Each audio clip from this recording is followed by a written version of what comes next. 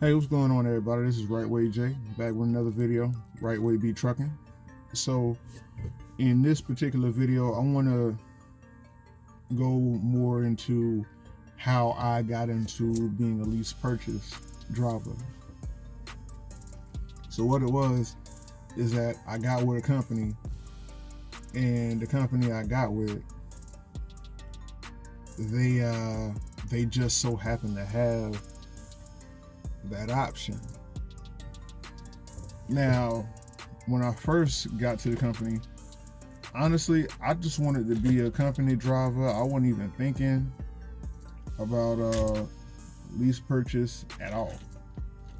I wasn't even thinking. So I was like a company driver for like a good year, you know, and I would hear other drivers talk about, the whole owner operator lease purchase and like the good, the bad, and the ugly. I heard it all. I heard a lot more, but believe it or not, I heard a lot more bad than good. And it wasn't until like one of my homeboys, who we became partners, like when he got there, because I was there before him. But he had like a different mindset.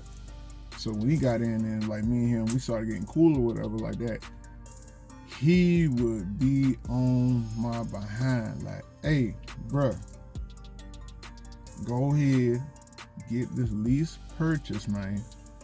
Go ahead and dive in, man. I'm telling you, he used to be on me about it every day. Okay, every day. So shouts out to him. You know what I'm talking about. So finally, I was like, all right, man, fine. I'll go ahead and do it. So I do it. And I mean, long story short, it put me in one of the greatest positions I ever could have been in my life. I'm not even making that up. Like, what I'm able to do now, like, not to get too technical, but I'll say it like this. I'm at a point in life now where it's like, when situations come up, overreacting is the very last thing on my mind.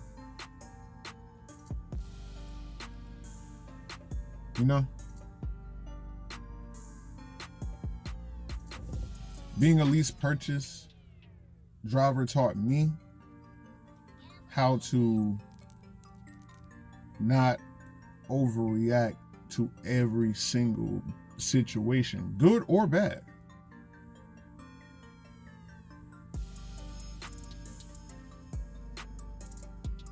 Being a lease purchase driver, being responsible for my own trucking business,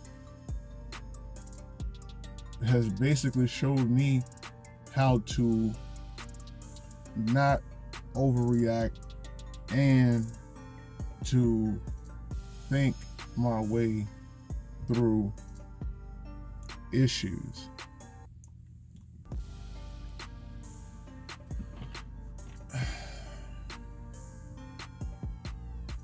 What I'm more or less trying to say is that being a lease purchase driver honestly taught me how to stay calm under pressure.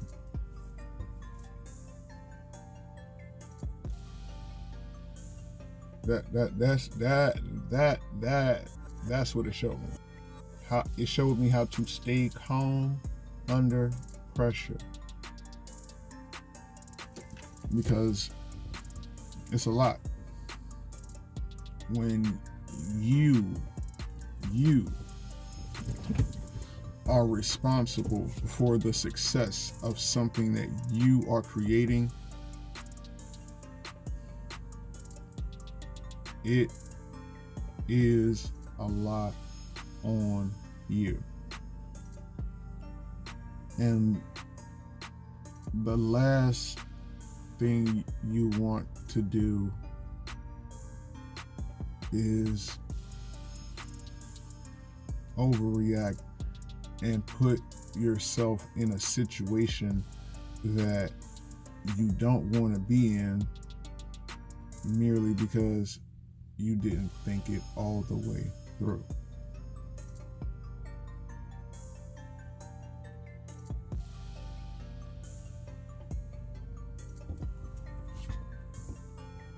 So, am I saying that being a business owner will give you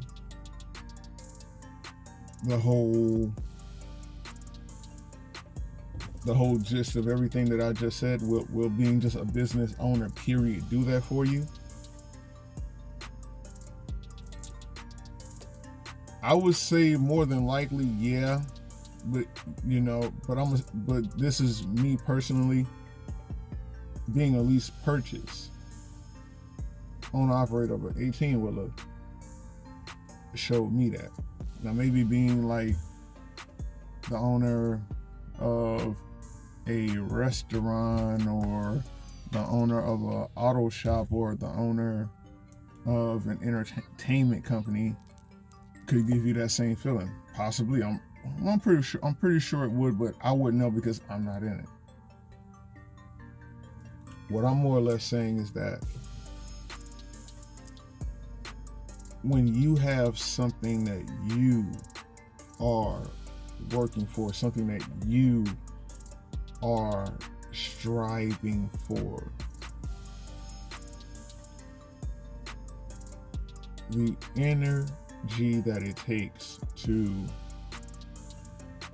keep that idea alive and manifesting throughout every single day, the energy you need for that, a lot more than a little bit. I'll say that much.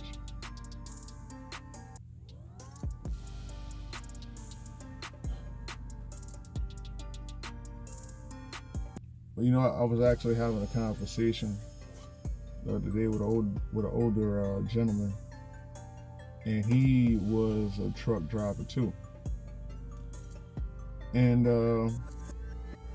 one thing he said to me, I can't remember exactly what he said to me, but I know he asked me, like, what does it mean to be a leader? And my response was, in order to be a leader, you have to understand that every single thing is your fault.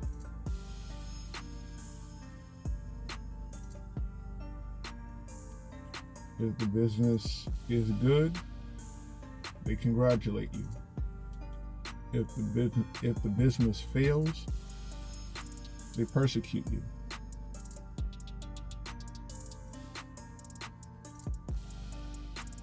So either way it goes, you have to accept what comes along with it.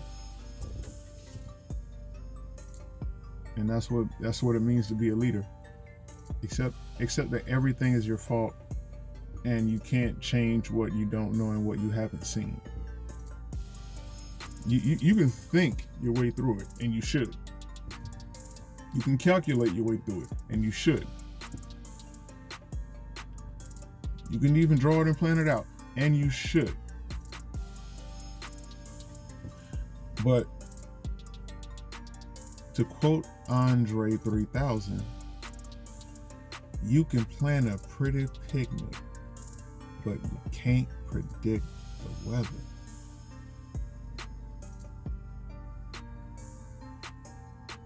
Ooh, I am for real.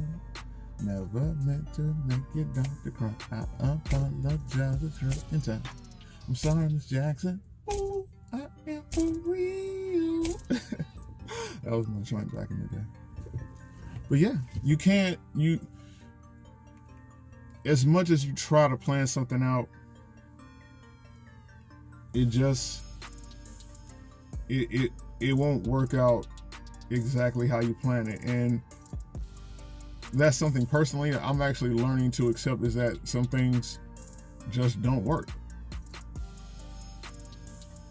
You know? And if they don't work, you just got to readjust, figure out what's wrong, fix the problem as quick as possible. Again, why don't overreact? No. Fix the problem as quickly as possible so that you can get going forward. You understand? You always want to be going forward. You always want to be thinking about going forward. The last thing you want is to stand still. Either stand still or just be going around and around and around, or going backwards. Now you definitely don't want to go backwards. You don't want to go backwards. You don't want to stand still, and you don't want to be going in circles. You want to be going forward. Okay? Well, that's that on that. I'm going to go ahead and leave it right here. Well, actually, no. No, because I talked about how I came into it with my homeboy and everything. Yeah. So we're good to go. Well, make sure you all like, comment, subscribe, share. This is Wrightway J, Wrightway V Trucking. Y'all stay tuned for the next one, and I'm going to catch y'all later on. Peace.